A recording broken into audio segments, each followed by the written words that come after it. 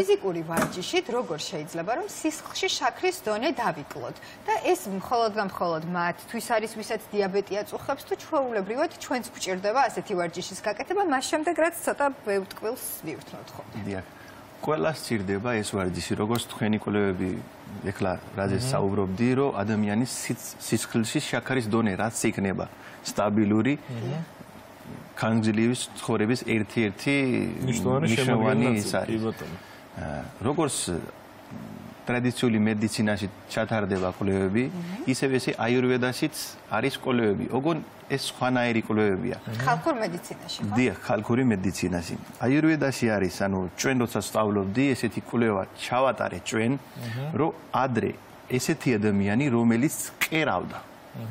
ადრე ხო არის ელექტრომანქნები, ფეხებით ყერავდა. რომელიც მოძრაობა იყო ფეხის ტერფის მოძრაობა. ანუ ეს არის კუნთი, ჩვენი კუნთი, ფეხის კუნთი.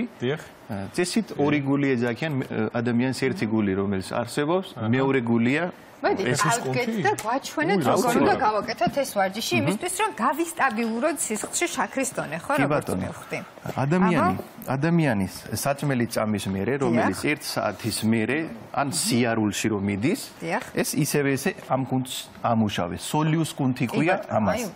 კი ბატონო, აი ეს კუნთი და რომელი ადამიანის არ აღდრო, ან თქვენ რო ჭამს და აქ მუშაობ.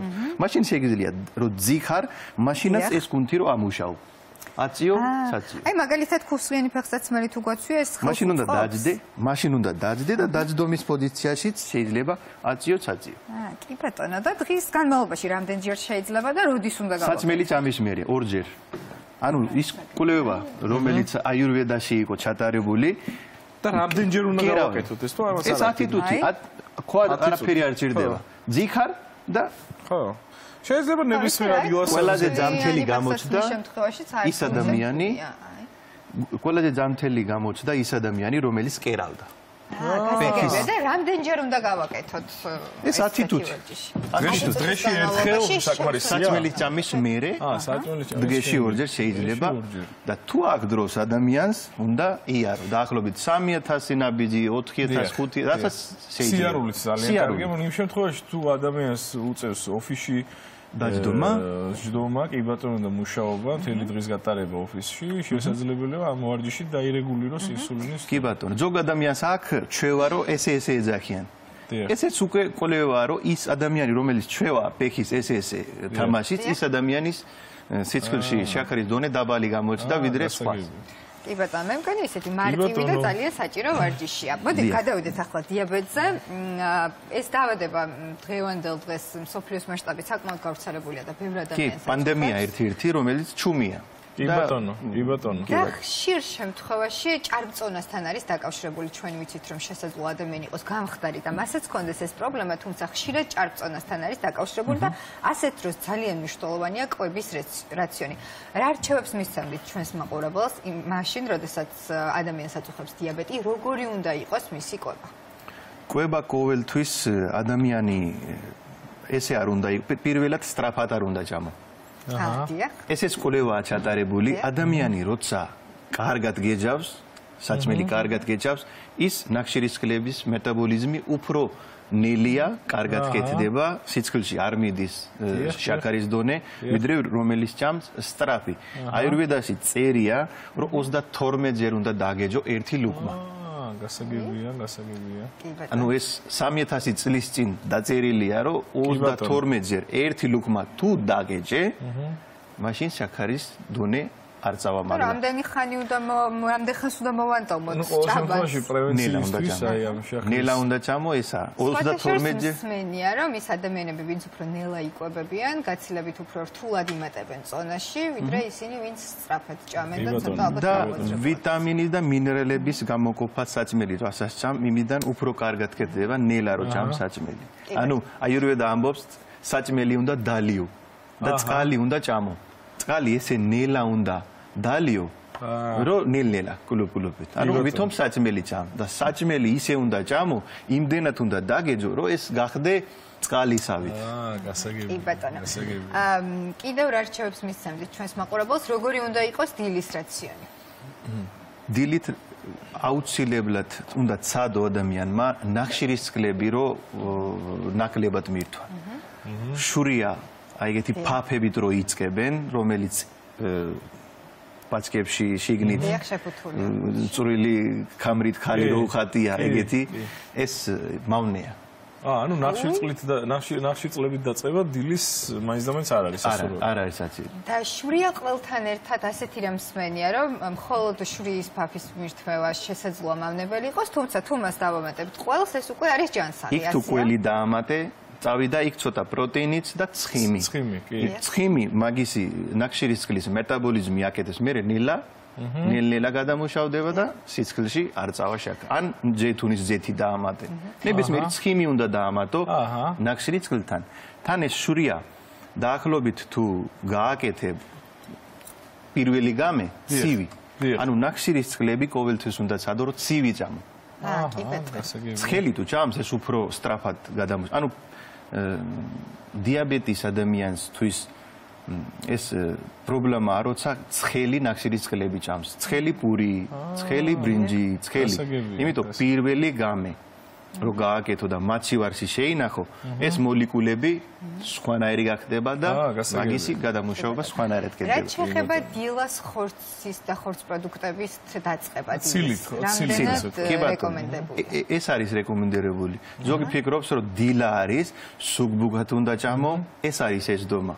სუგბუქად არ უნდა ჭამო ადამიანმა კარგად უნდა ჭამო, როცა ჭამს, ეს ცოტა თელი დღე რაღაცა რო ჩადებენ პირში, ეს რეკომენდაცია რომ ყველასთვის არის თუ მათთვის ვისაც დიაბეტი აქვს?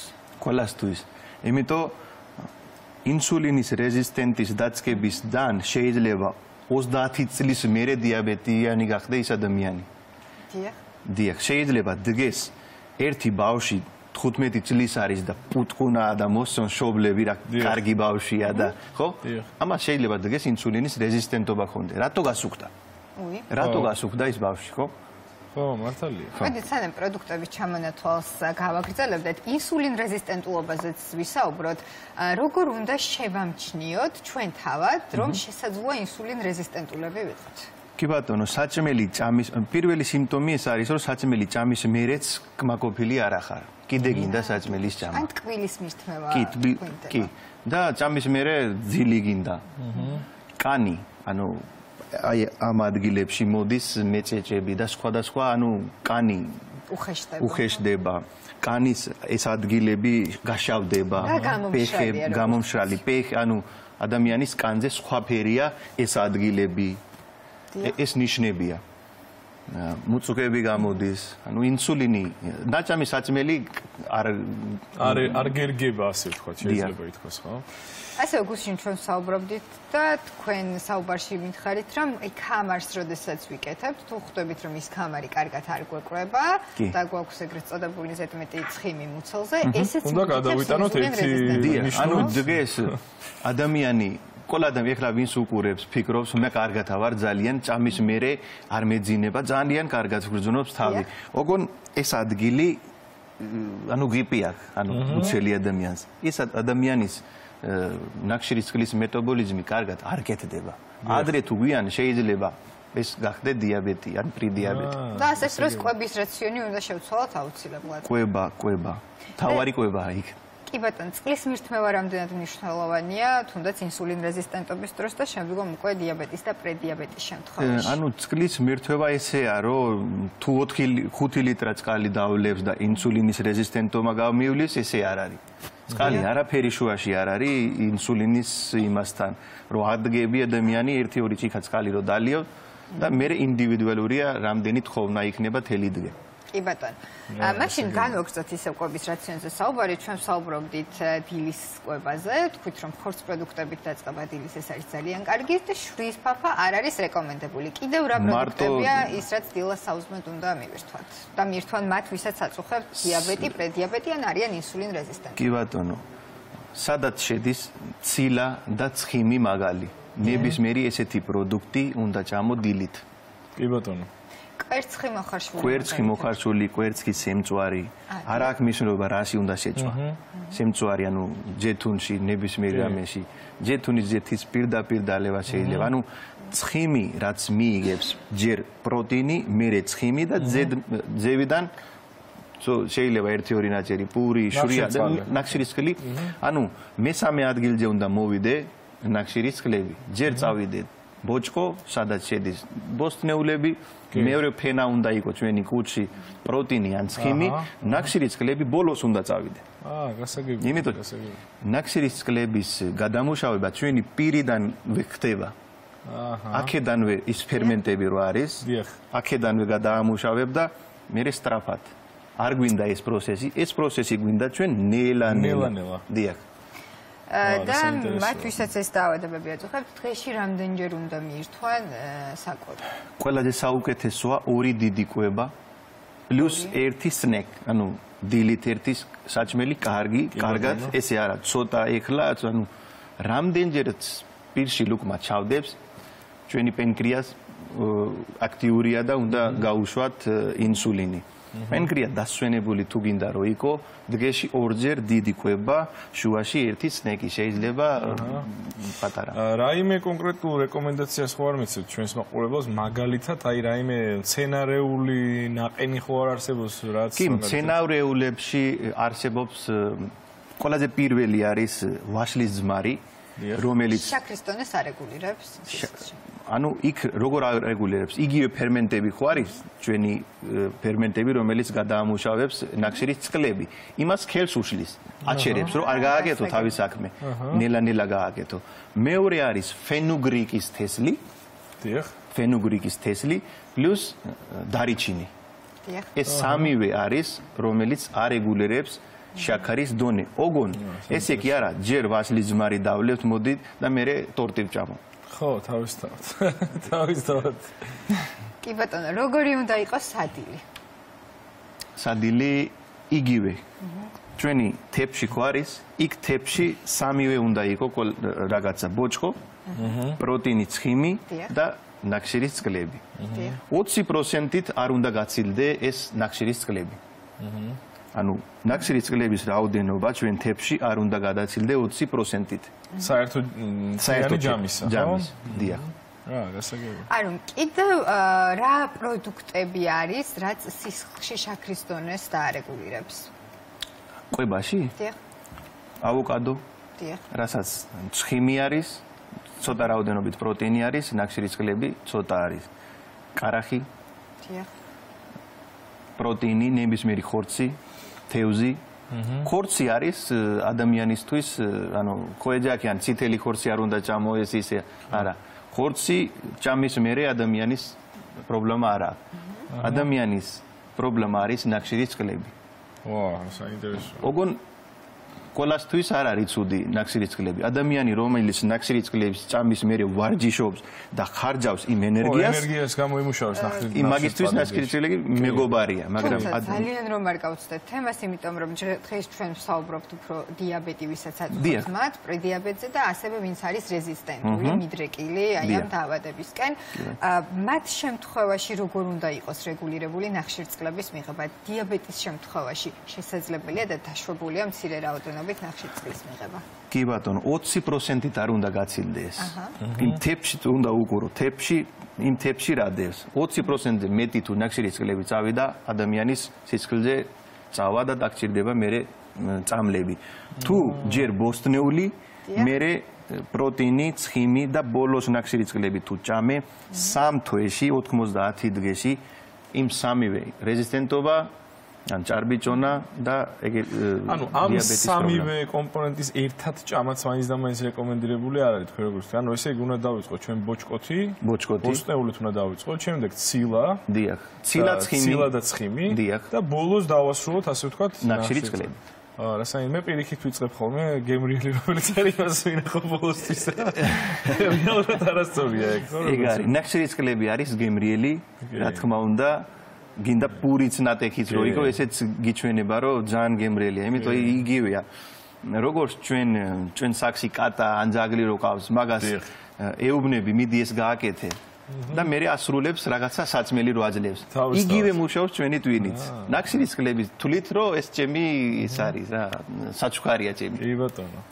აი რომ სისხლში შაქრის ზონის დასარეგულირებლად და დასაწევად ბევრი იყენებს სუნელს კურკუმას. რამდენად რეკომენდებული არის და როგორ შეიძლება ამის გამოყენება დღეში რამდენად და კურკუმა როგორც ვიცი საერთოდ ბევრი რაღაცისთვის არის ძალიან. კურკუმა საერთოდ ეგეთი სუნელია, სადაც ბევრი ანტიოქსიდენტები შედის და ეს არის აიურვედაში პირველი წამალიც თქვი გინდა სუნელები. ის არა მარტო შაქარისთვის, ეს არეგულირებს სისხლის, ანუ როგორი სხელი უნდა იყოს. ანუ ბუნებრივი სისხლის გამათხელებელიც არის. საინტერესოა. მაგრამ ესე არ არის, რომ თუ ადამიანი სვამს კურკუმა, მაგის სისხლი გათხელდება. არეგულირებს. არეგულირებს. კი ბატონო. კი ბატონო, ესე იგი რა რაოდენობითაც არ უნდა მივიღოთ, არ უნდა გვეშინოდეს იმის, რომ ძალიან კი ბატონო, ეს ყოველთვის ერთი კოზის მეოთხედი ყოველდღე შეიძლება თელი ცხოვრება ადამიანს რო დაიწყოს. და რა სახით მივიღოთ? რძეში შეიძლება, ჩაეში შეიძლება, კავაში შეიძლება, ნებისმიერი რამეში, იმიტომ იმათ გემო არა აქვს. რასიც შეურიეთ, მაგათი გემოში წავა. კი ბატონო. კი ბატონო. ასევე ერთ-ერთი გავრცელებული პროდუქტი არის წიწიბურა, რომელსაც ბევრი ადამიანი მიირთმევს ხოლმე განსაკუთრებით დიეტების დროს და ასე შემდეგ. არის თუ არა სასარგებლო პირველ რიგში დიეტური პროდუქტი და მათთვისაც აწუხებს დიაბეტი, მათთვის რამდენად მნიშვნელოვანია მისი მირთმევა. კი ბატონო, შურიაზე ჯობია, რა თქმა უნდა, წიწიბურა და რთული ნახშირის კლების ერთ-ერთი წყარო, ანუ რთული ნახშირის კლებია, მაგრამ ყოველთვის რაოდენობა უნდა მიხედოთ. კალორი მეტია. კალორია მეტია წიწიბურაში და მაგისი რაოდენობა უნდა მიხედო ყოველთვის, მაგრამ უკეთესია ვიდრე შურიის ჭამა.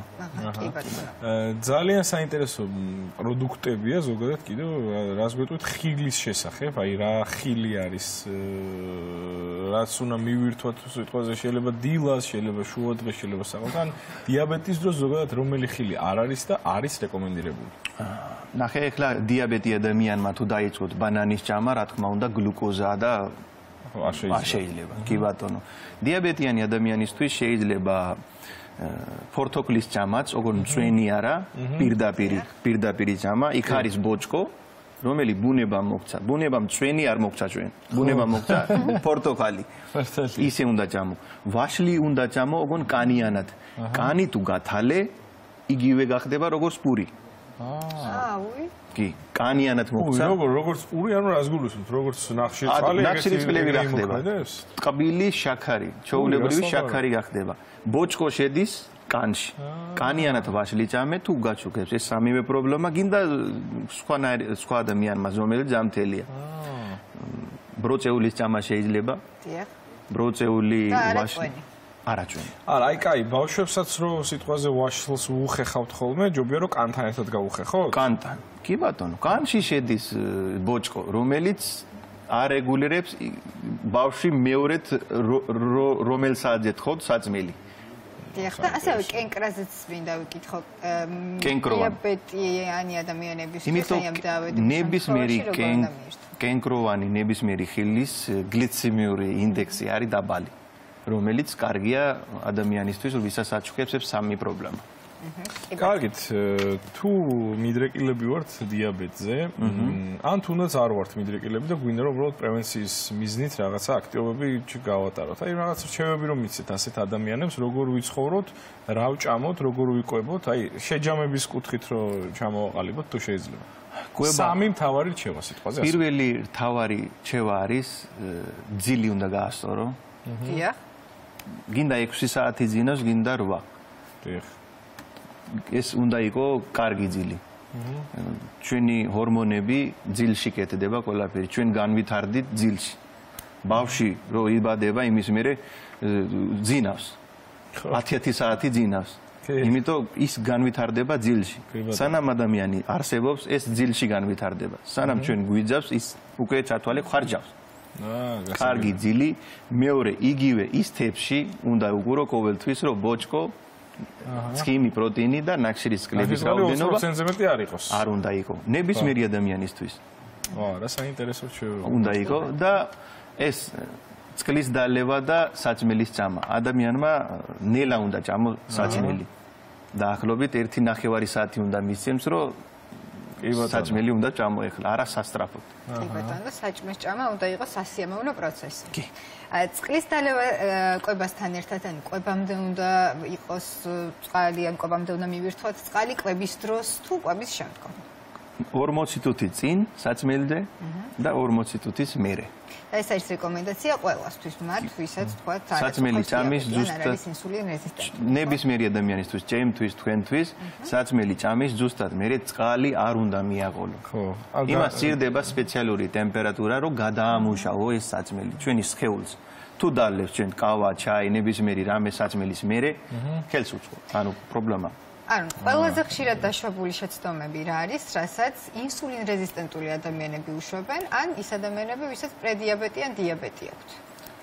ბევრი შეცდომებია, მთელი დღე შეცდომებს აკეთებს. ჯოგი ამბობს, რომ ცოტა ვჭამ, ანუ ერთი სუქარი ვჭამ, ერთი პურის ნატექი ვჭამ, მთელი დღე არაფერი არ მიჭამია. ეს პრობლემა უნდა ჭამო ადამიანმა კარგად, მაგრამ ეს უნდა მიხედო, რომ რას ჭამს. როგორც ხილი ჭამს, ხილი უნდა ჭამო, არა ხილის მწვენი, ანუ whole food რო ეძახიან, როგორც ბუნებამ ჩვენ მოგცა ეს ხელი არ უნდა აირიოთ იქ ადამიანმა ზედმეტი, როგორც არის დაახლოებით ესე უნდა ჭამო ეს დაახლოებით საჭმელი. რაც მოგცა ბუნებამ მივიღოთ ის და ზედმეტად არ ხილი უნდა ჭამო, არა ხილის მწვენი. ძალიან დიდი იდეალური ჩემთვის პირადად მაგალითად ძალიან მნიშვნელოვანი დარწმუნებული ვარ ჩვენი მაყურებლისთვისაც ძალიან საინტერესო და კარგი რჩევები იყო. განსაკუთრებით მათ ვისაც დიაბეტი აწუხებს ან პრედიაბეტი ან ინსულინ რეზისტენტულია. უღრმესი მადლობა სტუმრობისთვის. მადლობა თქვენ.